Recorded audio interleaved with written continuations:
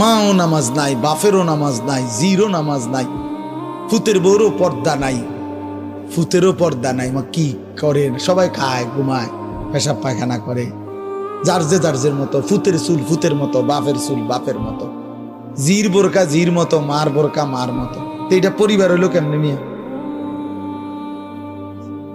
কথা বোঝেন না? এটা পরিবার হইলো? এটা একটা ফ্যামিলি হইলো কি? আমি, আমার বউ, আমার 4টা ছেলে, কারণ সবাই যদি আলগা আলগা হয় তো আমার এটা ফ্যামিলি কই? কথা বলেন না কেন? আমার চুল একরকম, আমার ফুতের চুল আরেক রকম, মার বোরকা কালো, জির বোরকা রঙ্গিলা, তো এটা ফ্যামিলি হইলো কেমন? কার লগে কার মিল? এটা তো কোনো পরিবার না, এটা তো ব্যাচেলার।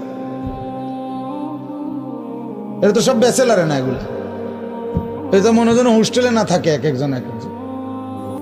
আপনারা ভাবেন আর কত বছর বলবো?